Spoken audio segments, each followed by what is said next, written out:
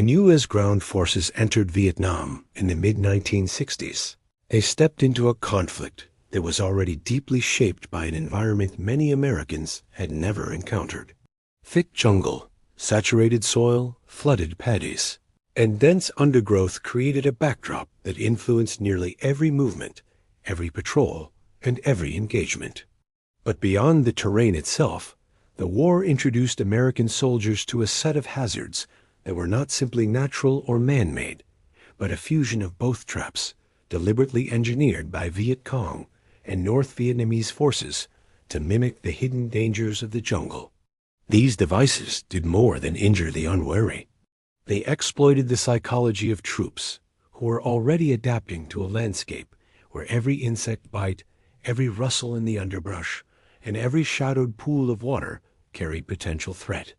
From the earliest months of sustained American ground combat, U.S. engineering units and MACV intelligence teams noted that the enemy displayed exceptional skill in designing traps that blended seamlessly with a natural environment.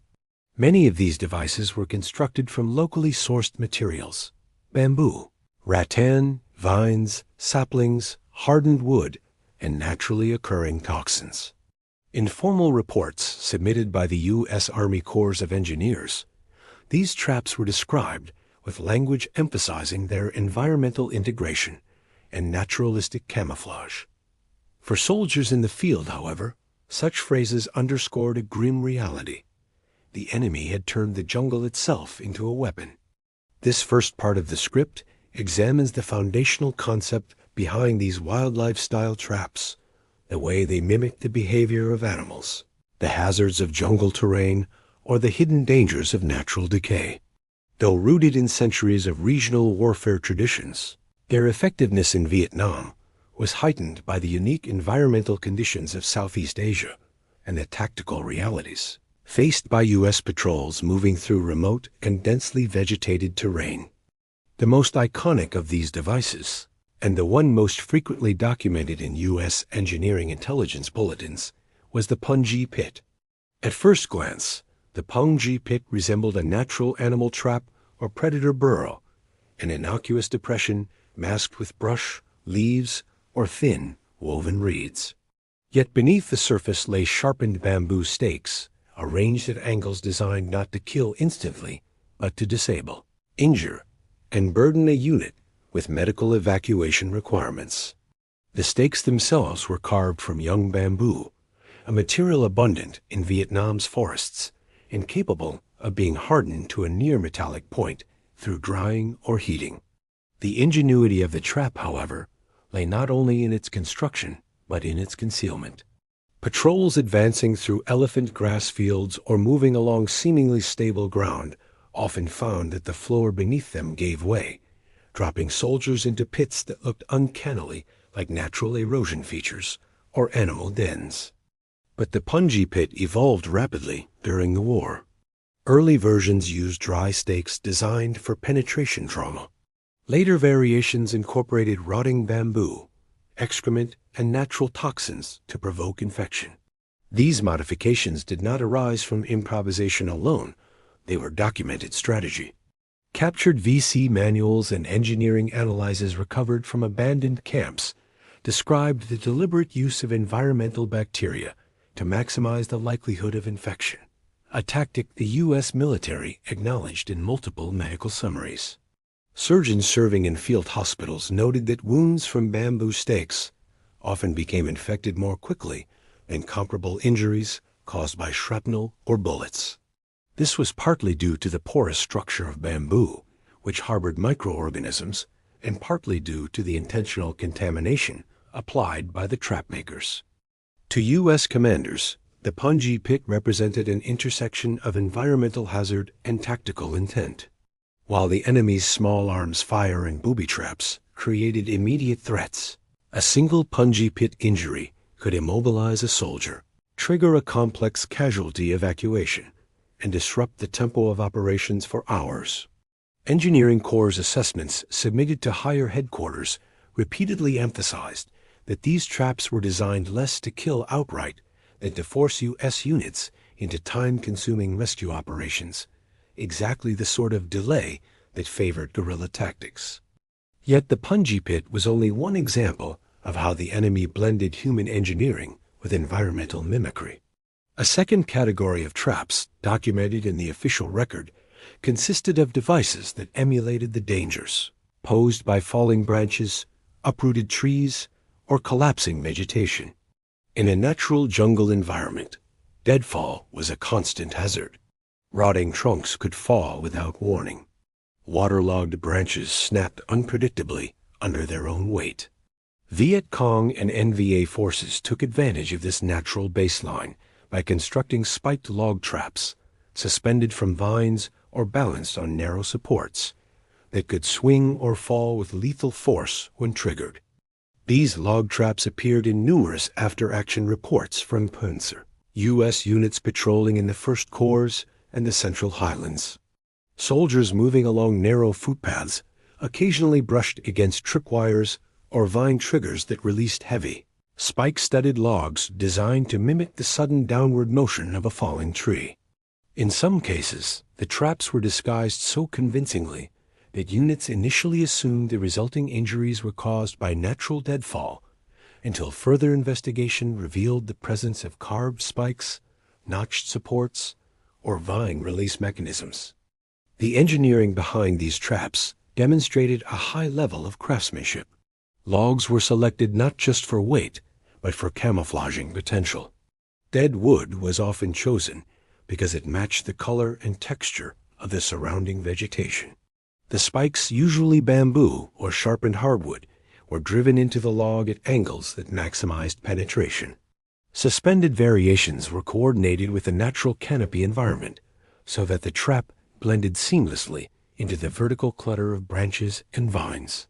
Field manuals later produced by the U.S. Army included diagrams of these devices, reflecting their prevalence and the need for soldiers to recognize subtle deviations in the jungle's appearance. Beyond their physical danger, these traps fostered a psychological effect similar to that documented in studies of natural wildlife threats. In areas where log traps had been previously encountered, soldiers often moved with increased caution, scanning upward as much as forward. Patrols slowed, spacing widened, and communications increased, all measures that provided tactical safety, but also reduced operational speed. This was precisely the outcome enemy engineers sought. In the thick jungle, speed and momentum were tools. Disrupting them was as valuable as inflicting casualties.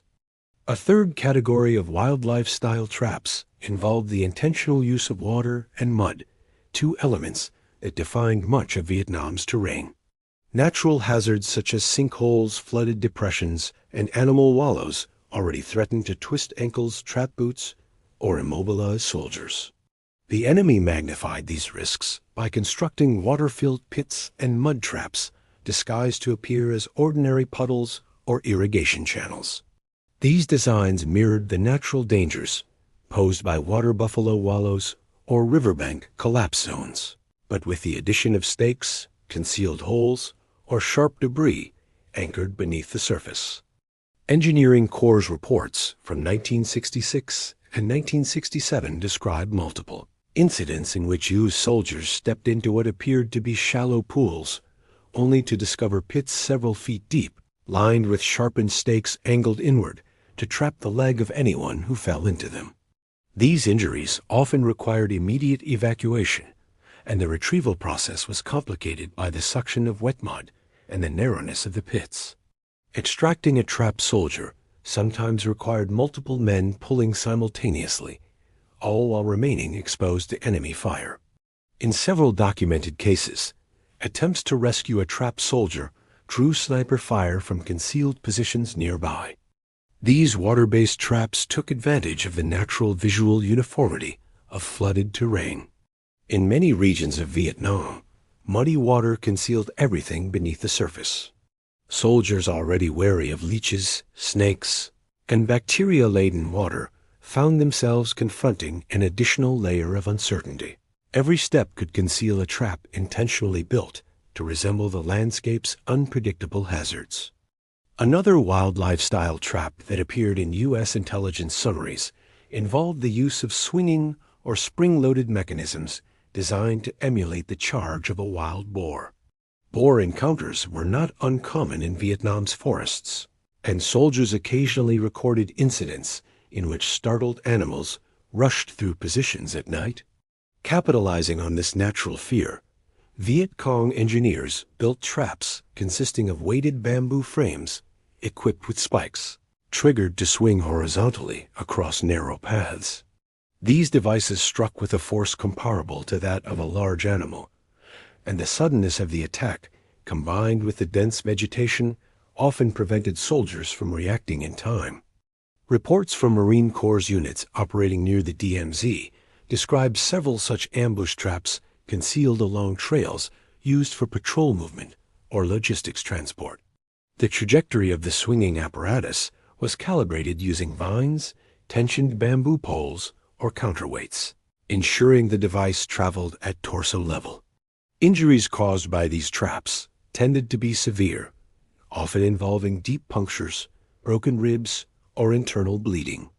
Medical officers noted that the pattern of wounds was consistent with attacks by large animals, though the clean puncture shape revealed human construction. These boar-style traps contributed significantly to the psychological environment described in chaplain reports and morale assessments from the late 1960s. Soldiers stationed in dense jungle regions reported difficulty distinguishing between natural sounds and potential trap triggers. A rustle in the underbrush could indicate wildlife, enemy movement, or a spring-loaded device primed to release with the slightest disturbance. This ambiguity fed into the larger stress burden that characterized long-term operations in Vietnam's wildest areas. Still another category of wildlife-inspired traps involved the incorporation of living organisms. While far less common than mechanical devices, several documented cases describe the deliberate placement of hornet nests, ant colonies, or even snakes within booby traps. These incidents appear infrequently in official logs, but their presence is unmistakable. One engineering report from 1967 recounts the construction of a tripwire-activated bamboo container designed to release a snake into the path of oncoming troops. In another case, a swinging trap included a compartment holding an active hornet nest, positioned so that impact would shatter the container and agitate the insects. Though such traps were unpredictable, the enemy accepted this variability in exchange for psychological impact. Soldiers who experienced these attacks reported intense fear and disorientation, as the presence of living organisms introduced a layer of chaos not present in purely mechanical traps. The documentation describes these devices as biological hazard adjuncts, a clinical phrase that belies the terror soldiers felt when confronted with swarming insects or venomous snakes released upon them. The environmental mimicry extended even to camouflage techniques. Many U.S. units noted that trapmakers intentionally incorporated natural animal sign branches arranged to resemble boar rooting, leaves scattered to mimic natural disturbance, or mud shaped to resemble buffalo tracks. This attention to detail made detection more difficult for patrols trained to read the jungle for subtle cues. The blurring of natural and constructed hazards forced soldiers to question the meaning of every footprint, every broken branch, and every patch of disturbed earth. By the end of 1966, the U.S. military recognized that these wildlife-style traps were not isolated improvisations, but components of a broader strategy integrating terrain, ecology, and human engineering.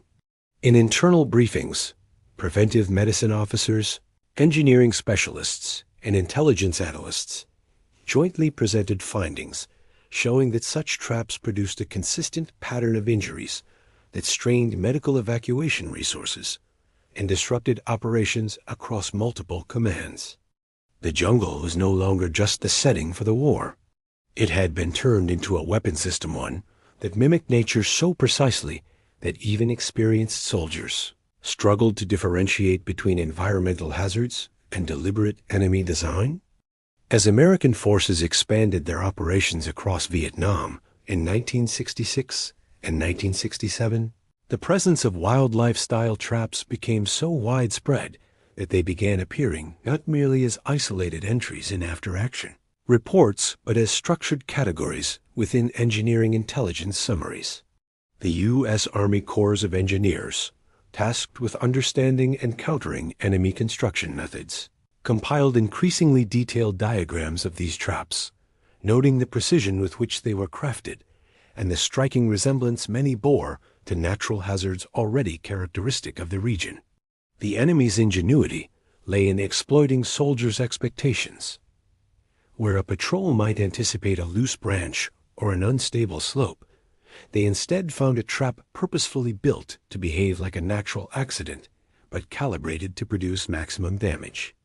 For soldiers navigating Vietnam's jungles, this mimicry created a psychological problem that few were prepared for. In traditional warfare, the distinction between threat and safety is often clear. Enemy positions, mines, and obstacles can be mapped, marked, or avoided through training and reconnaissance. But in Vietnam, the line between natural and man-made hazard had been deliberately blurred. The jungle was not simply a terrain feature, it became a deception system. A soldier might jump at the sound of a falling branch, uncertain whether it signaled a natural occurrence or the activation of a deadly trap. This ambiguity quietly eroded trust in the environment itself, a theme that appears repeatedly in chaplain interviews and morale assessments from units scattered throughout the 1st Corps and the 3rd Corps. One particularly effective wildlife-style trap, documented in U.S. reports, was the staked slope trap, a device engineered to resemble a natural landslide. Vietnam's steep hillsides, especially in the Central Highlands, were prone to erosion during the rainy season. Soil loosened by monsoon downpours often collapsed underfoot, sending soldiers sliding unexpectedly down embankments. The Viet Cong replicated this phenomenon by constructing artificial slopes covered with loose soil, leaves, and detritus. Hidden beneath this unstable surface were horizontal bamboo stakes, sharpened and placed at ankle, thigh, or torso height, depending on the intended lethality. Soldiers stepping onto these engineered slopes experienced a sudden collapse, sliding downward into a grid of spikes positioned to cause deep lacerations, impalement, or entrapment. Engineering Corps analyses describe the trap as particularly challenging to detect because it capitalized on a natural hazard that soldiers already knew to expect in wet conditions. The combination of instability and concealed spikes produced injuries that were both traumatic and difficult to treat in the field. Evacuation required stabilizing the victim while carefully freeing limbs embedded in bamboo, a process complicated by the steep angle of the slope and the risk of additional collapse. In the broader operational context, traps like these forced U.S. units to reconsider their movements through hilly terrain. Patrols advanced more cautiously on inclines, often avoiding slopes entirely when possible. This adjustment came at a tactical cost. Routes chosen for safety were seldom the most direct or strategically advantageous. The enemy, understanding this, frequently placed staked slope traps near choke points where alternative paths were limited. As captured documents later revealed, these locations were chosen specifically to restrict U.S. maneuverability and channel troop movements into areas favorable to ambush. Another wildlife-style trap that gained prominence in documentation from 1967 onward was the fishhook pit. Unlike traditional punji pits, which used upright spikes intended to penetrate feet or legs, the fishhook design incorporated barbed, backward-angled spikes resembling the hooking mechanism of predatory fish common to Vietnam's rivers. These spikes, typically carved from hardwood or bamboo and sharpened to fine, backward-facing points, were arranged in tight clusters inside shallow pits camouflaged with leaves or woven grass. The purpose of the design was not merely to wound, but to anchor. Once a soldier stepped into the trap, the barbs dug deeply into flesh, preventing easy extraction. Attempts to withdraw a leg often worsened the injury, tearing muscle and opening large wounds susceptible to infection. Medical officers noted that these injuries frequently produced long recovery times even when treated promptly. The fishhook trap's resemblance to natural hazards, such as submerged thorny roots or jagged plant stems, made it difficult for inexperienced troops to distinguish between accidents and enemy devices, a confusion that appears in early patrol reports, where initial entries described the injury simply as natural puncture wounds until engineering personnel investigated further. These traps exemplified a broader trend in the enemy's tactics, the appropriation of natural analogs. Vietnam's environment was rich with hazards, thorny vines, spiked bamboo, treacherous mud, hidden roots, and animal burrows. By crafting traps that looked, behaved, or felt like these natural dangers, the experience of injury reinforced the soldier's perception that the jungle itself could not be interpreted reliably. This uncertainty had operational implications that exceeded the individual wounds, slowing patrols, reducing confidence, and increasing the level of mental strain experienced by units on prolonged missions. One of the most psychologically complex categories of wildlife-style traps involved the use of collapsing ceilings in tunnel systems. While the tunnels themselves were distinctly man-made, the traps within them were crafted to mimic the unpredictable behavior of eroding soil and shifting earth. Tunnel rats, those infantrymen assigned to explore and clear subterranean passages, encountered ceilings that appeared naturally weakened but were actually engineered to give way under specific weight or pressure. In some cases, sharpened stakes were embedded in the ceiling layers, so that when a soldier attempted to crawl through, the collapse brought spikes down upon his back or neck. These designs exploited the claustrophobic nature of tunnel warfare. Soldiers moving through confined spaces were vulnerable not only to mechanical injury, but to the psychological effect of believing the earth itself might crush them. After-action notes from tunnel clearance teams reveal that the distinction between natural, collapse, and trap became increasingly difficult to determine. Some tunnel rats described entering sections of tunnel that seemed structurally sound, only to have a triggered collapse occur moments later, while other areas that appeared dangerous proved stable. This unpredictability magnified the already high stress of subterranean operations, which were among the most hazardous assignments in the war. Beyond the tunnels, the enemy utilized pits that mimicked animal dens. In certain regions of Vietnam, small mammals, snakes, and even boars created natural burrows, leaving behind shallow depressions that soldiers quickly learned to avoid. Viet Cong engineers capitalized on this behavior by constructing pits that resembled these burrows, but were deep enough to conceal spikes or traps. The openings were placed intentionally in areas where natural burrows were common, further reducing the likelihood of detection. Soldiers who encountered these traps often reported momentary confusion, unsure whether they had stumbled into a natural hazard or a deliberate device. The psychological impact extended to nighttime operations as well. Patrols lying motionless in ambush positions sometimes heard the sounds of boars or other wildlife moving through the underbrush. After encountering boar-style spiked traps, soldiers became increasingly wary of any nighttime rustling. Chaplain reports describe men lying awake, flinching at every snap of a twig, unsure whether the sound signaled an approaching animal, a trap triggered by wind or instability, or the enemy attempting to probe their lines. Sound analysis was unreliable in thick jungle, and the enemy took advantage of this ambiguity. Some traps were designed not to injure, but to create noise, triggering confusion or prompting premature reactions from U.S. positions.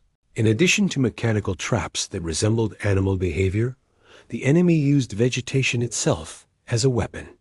Bamboo, a staple of Southeast Asian ecosystems, was particularly versatile. Young bamboo stalks bend easily, and their tips sharpens to fine points. By bending a green bamboo sapling and anchoring it under tension, enemy engineers created spring-loaded devices that snapped upward or sideways when triggered, impaling soldiers with force derived from the natural elasticity of the plant.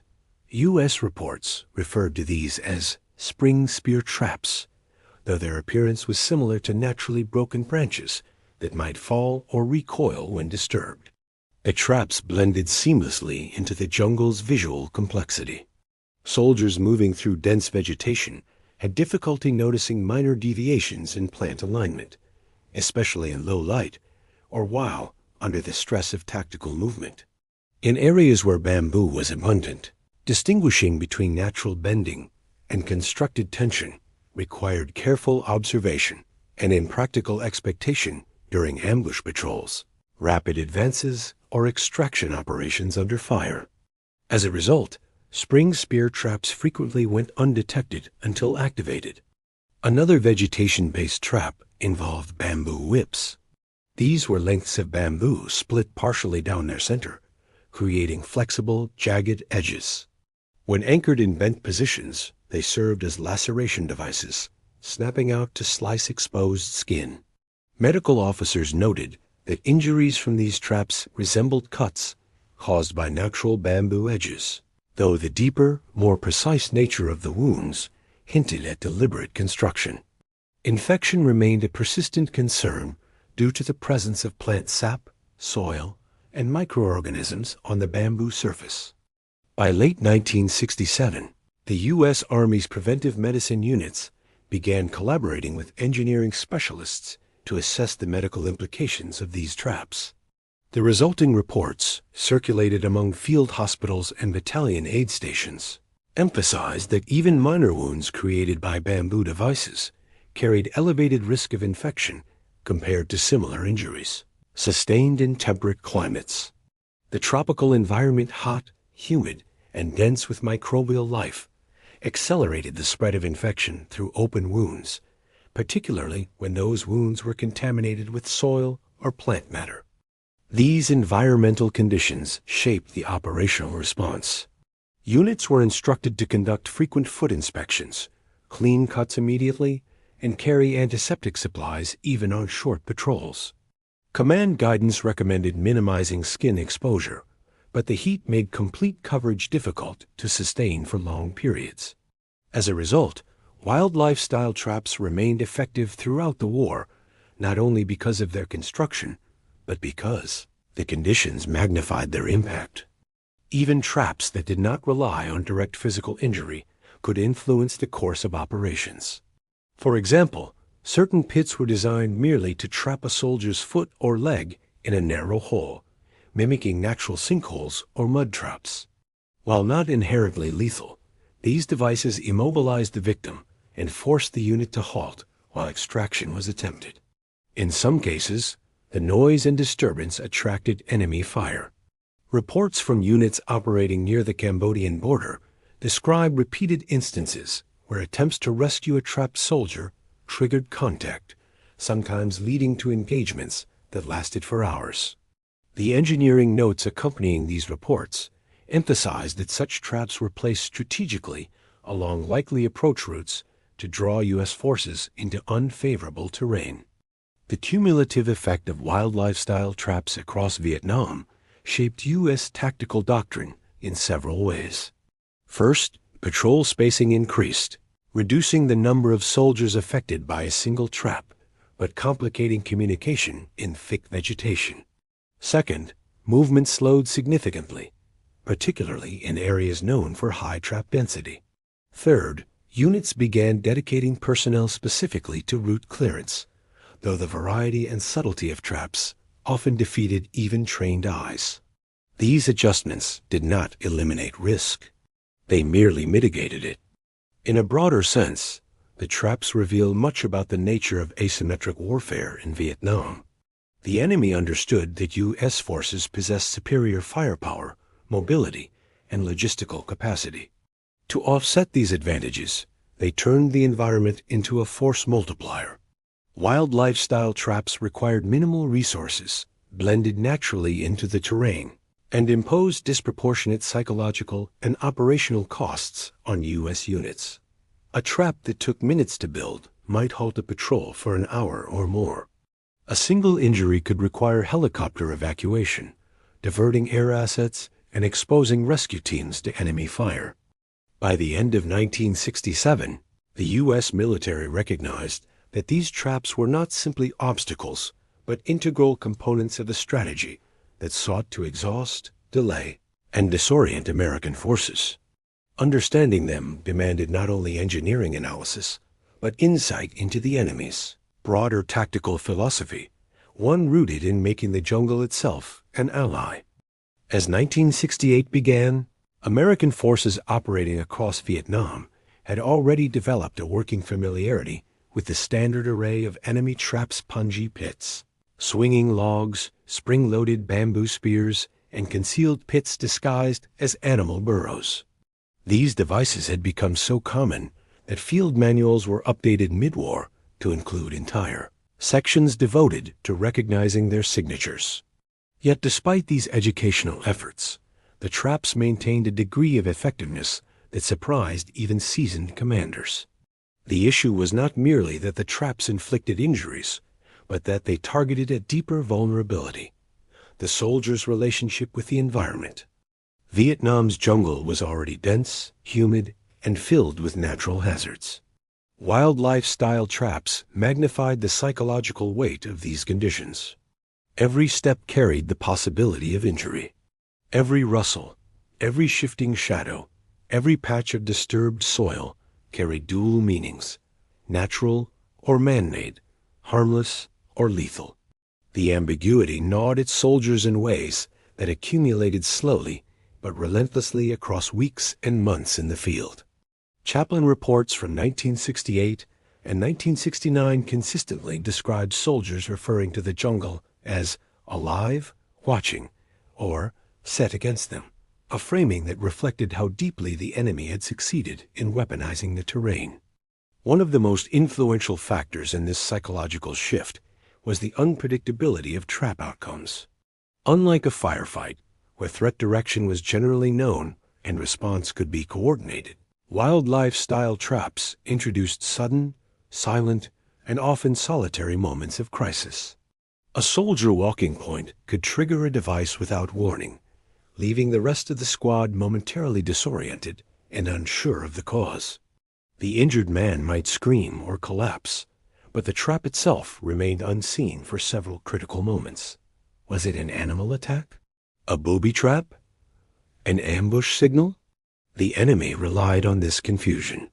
Some trap placements were specifically chosen to provoke reactions that could be exploited, encouraging soldiers to cluster together or move erratically, behaviors that reduced unit cohesion and increased vulnerability.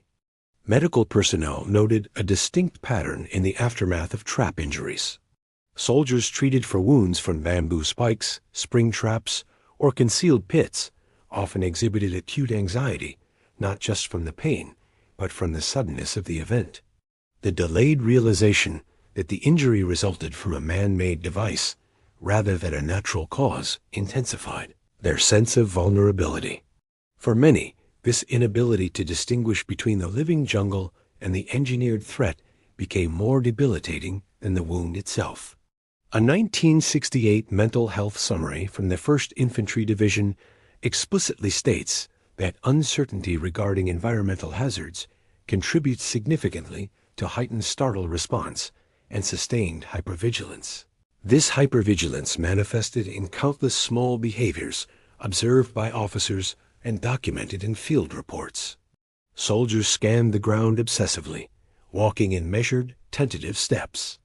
Many began to avoid clearing trails or stepping on apparently undisturbed soil, choosing instead to walk in the footsteps of the man ahead, an instinctive effort to reduce exposure that sometimes led to bottlenecks or increased vulnerability to ambush. Others developed habitual reactions to environmental cues, flinching at falling branches, freezing when wind rustled the undergrowth, or hesitating at water crossings, even when no immediate danger was present. These behaviors were not irrational. The traps were everywhere. Engineering Corps' documentation shows that in some sectors, particularly along infiltration routes and supply corridors used by U.S. patrols, trap density reached as high as 5 to 8 devices per kilometer. While not all were lethal, many were designed explicitly to cause infection, delay, or panic. The enemy understood that psychological disruption was as valuable as physical injury. Even a trap that failed to inflict a wound could alter patrol behavior for days, forcing units to travel more slowly, avoid certain areas, or dedicate additional manpower to route clearance. One of the most insidious wildlife-style traps leveraged sound rather than direct injury. These noise traps, as they came to be called in U.S. reports, mimicked natural disturbances. Some were constructed from bamboo segments that rattled when tripped, resembling the sound of startled birds or small animals moving through brush. Others used suspended rocks or wooden blocks that struck against hollow logs, producing a deep, resonant thud easily mistaken for the footfall of a large animal. For American soldiers already wary of wildlife and aware of traps that mimicked animals, these noise signatures created immediate tension, compelling them to halt suddenly or shift formation. In many instances, these traps were positioned not to injure, but to signal enemy fighters hiding nearby. A triggered noise trap revealed the presence or movement of a U.S. unit, allowing ambush teams to prepare positions or simply evade contact. After-action reports describe multiple encounters in which units realized too late that they had alerted enemy scouts by disturbing what sounded like natural jungle movement. The psychological impact of knowing that even the smallest misstep could disclose one's location weighed heavily on soldiers operating in regions such as War Zone C, the A Shau Valley, and the jungles around Dak Tu. Another source of psychological strain came from traps designed to exploit natural animal behavior. In regions where wildlife such as boars, monkeys, or snakes were known to move frequently, enemy forces strategically placed traps along game trails. These trails often appeared more navigable than the dense jungle surrounding them, tempting U.S. patrols to follow them for ease of movement.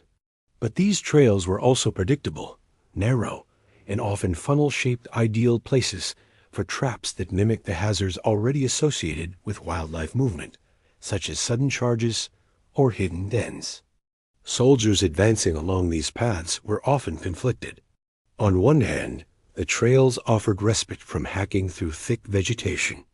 On the other, the knowledge that traps might be hidden along them created a pervasive sense of dread. Even when no trap was encountered, patrols often proceeded with heightened tension that sapped energy and reduced situational awareness. This effect appears clearly in operational assessments submitted by infantry companies in 1968, noting that extended movement along narrow trails produces significant anxiety and increased fatigue among troops. The emotional burden of these traps extended beyond immediate patrol operations. Nighttime was especially difficult for soldiers in static positions. The darkness in Vietnam's jungle regions was deep and enveloping, often described as absolute. Visibility dropped to mere inches, even with adjusted night vision. In this environment, the sounds of wildlife were constant rustling, chirping, snapping, and heavy movement from larger animals. Many of these sounds had been harmless before the introduction of wildlife-style traps, but their presence now carried associations shaped by repeated encounters with enemy devices. Chaplains and medical officers noted that soldiers frequently reported hearing traps activating at night sounds that in reality were likely produced by animals or shifting vegetation. The inability to differentiate between natural cues and potential threats created what soldiers called jungle paranoia, a state in which every noise carried implications of danger. Some units adopted informal sleeping shifts, even when not required by tactical doctrine, with soldiers taking turns staying awake simply to reassure each other that someone was alert. Sleep deprivation became common, and its effects compounded the psychological and operational strain already imposed by the environment. One subset of wildlife-style traps that particularly amplified nighttime anxiety involved the deliberate use of real animals. Although rare, documented cases show that the enemy occasionally incorporated snakes, hornets, or aggressive ants into their devices. whether through suspended containers that released insects when tripped or pits where snakes were placed beneath light covering. These traps exploited primal fear. A soldier who encountered such a device faced not only physical danger, but the terror of realizing that the enemy had weaponized living creatures. These traps influenced morale far more than their infrequent appearance would suggest. Even rumors of them, spread by soldiers who had heard second-hand accounts, were enough to heighten tension and influence behavior. By 1969, U.S. military psychologists began studying the cumulative effects of wildlife-style traps on soldiers' mental states. Their findings, though couched in clinical language, reveal the depth of the problem. Many soldiers reported experiencing intrusive thoughts of traps long after patrols ended. Some avoided areas of terrain similar to those where traps had been encountered, even when no tactical reason justified such avoidance. Others became distrustful of vegetation, soil, or even the movements of their own team members. The fear of traps undermined the sense of control that soldiers relied upon to maintain composure in combat environments. This erosion of control was not limited to frontline troops. Engineers and route clearance teams tasked with detecting and neutralizing traps also experienced significant stress. Their work required extended periods of close proximity to potential hazards, often with limited visibility. Engineering reports note that these personnel frequently worked in silence, communicating through hand signals to avoid disturbing traps or alerting nearby enemy scouts. After-action interviews reveal that engineers often felt a unique form of isolation, trapped between the technical demands of their job and the unpredictable behavior of the jungle around them. The enemy's use of wildlife-style traps also shaped leadership decisions at the platoon and company levels. Patrol leaders had to balance the need for speed and reach with the risk of encountering traps that could incapacitate soldiers and delay missions. Some began selecting alternative routes that skirted dense vegetation or known infiltration corridors, even when those routes increased exposure to enemy fire. Others incorporated additional rest stops to allow troops to regain focus, aware that fatigue increased the likelihood of triggering traps. These adjustments, while necessary, slowed operations and reduced the tempo of offensive actions in regions where rapid movement was crucial. The broader strategic impact of wildlife-style traps appears in operational analyses submitted to MACV headquarters in late 1968. These assessments concluded that traps contributed significantly to the enemy's ability to control the pace of engagements, forcing U.S. units into reactive postures and limiting their capacity to pursue guerrilla forces effectively.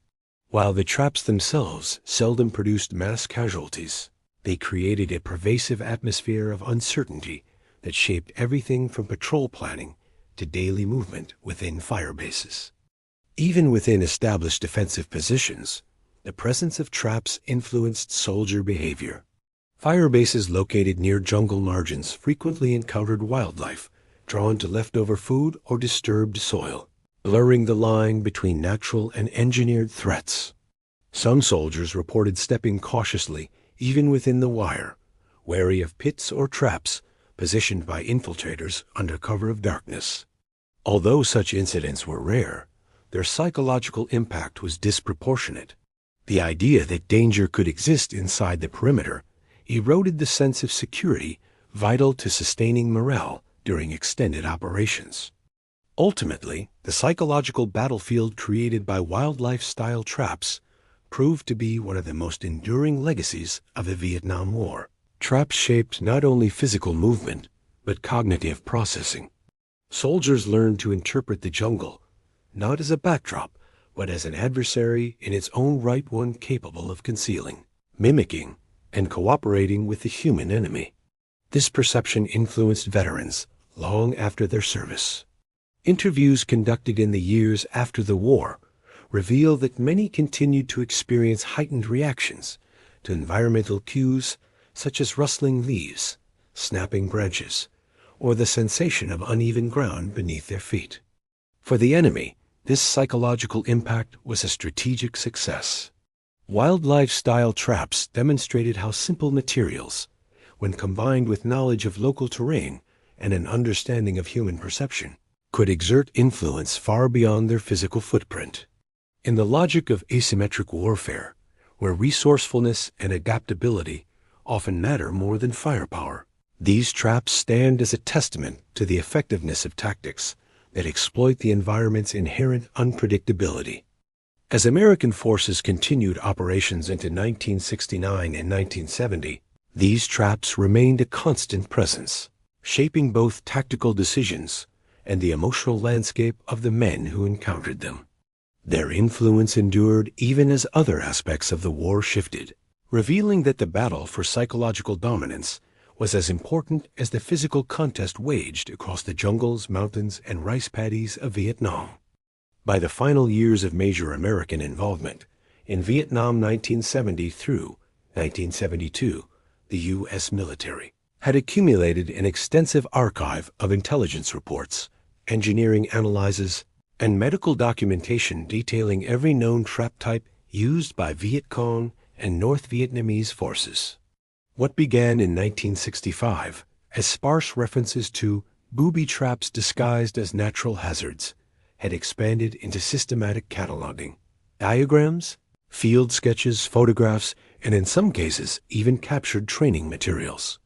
Yet despite this growing body of knowledge, wildlife-style traps continued to exact a steady toll on American units operating in the field.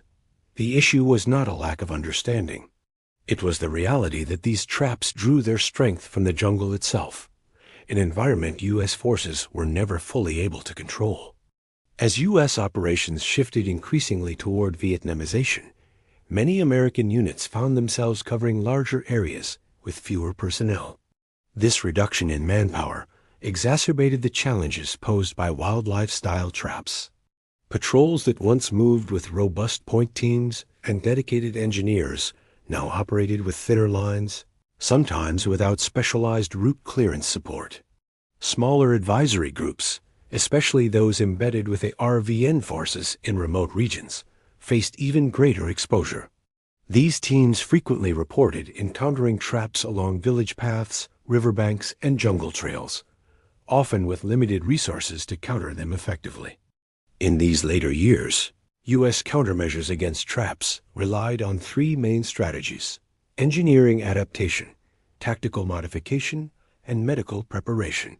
Each of these evolved gradually throughout the war, shaped by the accumulation of hard-won experience in the field. The engineering response centered on detection. Early in the conflict, detection was largely visual spotting disturbed soil, cut vegetation, or unnatural alignments in bamboo. But as enemy camouflage techniques improved, detection required more deliberate and systematic approaches. By 1970, some infantry companies had adopted the practice of carrying lightweight probing tools for soft soil, enabling soldiers to gently test the ground ahead without risking direct pressure. Engineering Corps' reports also recommended the use of long poles or thick branches to sweep across suspected traps in dense foliage, though this method was as much art as science.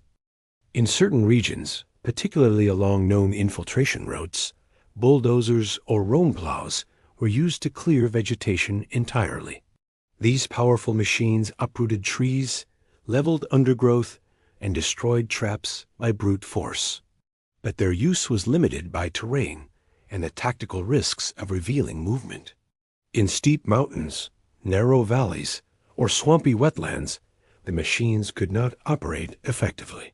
Even where they did, engineers noted that enemy forces often rebuilt traps overnight, taking advantage of the same vegetation and soil the plows displaced. For smaller units or long-range patrols, engineering support was rarely available. Instead, soldiers relied on learned intuition and awareness honed through repeated exposure to the subtle signs of trap placement. Some described learning to read the jungle, noting unusual quietness, slightly compressed vegetation, or the unnatural symmetry of leaves covering a pit. Yet even experienced jungle fighters acknowledged that detection was unreliable. As one LRRP team leader wrote in a later debriefing, "You don't find most traps. Most traps find you." Tactical modification formed the second pillar of U.S. countermeasures. The simplest change involved spacing. Units increased the distance between soldiers to reduce the number affected by a single trap. While spacing created vulnerabilities in close-quarters combat, it also minimized casualties when traps were triggered. Patrol leaders also adjusted movement speed, especially in high-risk areas known for dense trap placement. Some units adopted zigzag patterns or alternated between parallel paths to reduce predictability. Night movement policies were also revised. While nighttime operations offered advantages in stealth and surprise, they also amplified the danger posed by traps. Many wildlife-style devices were designed specifically to exploit low visibility, silent movement, and the difficulty of detecting subtle cues in darkness. By 1970, some battalions restricted nighttime maneuvering in trap-heavy zones, instead relying on static ambushes or reconnaissance by fire to probe enemy positions. Units also changed their approach to trail usage. Early in the war, soldiers frequently used established trails, animal or human, because they provided the easiest routes through dense vegetation. But as trap density increased, especially on major infiltration corridors, these trails became synonymous with danger. Patrol leaders began avoiding them entirely, opting to cut new paths through thick jungle. This shift slowed movement and increased fatigue, but reduced the likelihood of encountering wildlife-style traps intentionally seeded along predictable routes. Medical preparation formed the final piece of the countermeasure framework. As recognition of trap-related injuries increased, medical personnel refined their treatment protocols. Field medics received training on the management of deep puncture wounds, impalements, and infections caused by contaminated bamboo. Medical kits were updated to include improved antiseptics, bandages designed for large wounds, and antibiotics effective against the bacteria commonly found in Southeast Asian soil. But medical logistics remained a challenge. Treating a trap injury often required immediate evacuation, and evacuation itself was fraught with risk. Helicopters had to approach landing zones that were sometimes surrounded by traps or used by the enemy as bait to draw an aircraft. Engineers documented several instances where extraction zones required rapid clearance under fire, placing additional strain on units already dealing with wounded soldiers. Despite these efforts, wildlife-style traps remained effective until the end of the war. Their persistence highlights a core truth of asymmetric conflict: low cost. Simple devices can impose disproportionate strategic and psychological burdens on technologically superior forces. In Vietnam, no amount of engineering ingenuity or tactical adaptation could fully neutralize traps that relied on the unpredictable rhythms of the jungle. Official documentation from the final years of use involvement reflects both improved awareness and enduring frustration. Year-end summaries submitted to MRCV headquarters consistently reported hundreds of trap-related injuries annually, even as the overall number of American troops declined. Many of these injuries resulted not from complex or highly engineered devices, but from simple pits, spring spears, or bamboo whip stools, whose success came from their invisibility and their resemblance to natural hazards. One such report, submitted by an engineering battalion in 1971, noted that enemy trap systems continue to rely heavily on environmental mimicry, making detection extremely challenging even for experienced personnel. The report went on to recommend expanded use of mechanical clearing equipment, though the authors acknowledged that terrain limitations would always restrict its effectiveness. Advisory teams embedded with the RVN forces encountered traps long after large-scale U.S. operations had ceased. Their reports from 1972 and early 1973 reveal that wildlife-style traps remained common along rural footpaths, irrigation dikes, and jungle margins.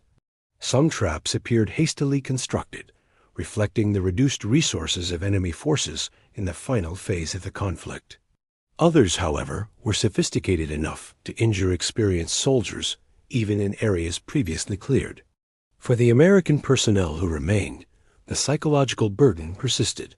Many were acutely aware that they were operating without the full support networks once available: fewer engineers, fewer medics, fewer helicopters.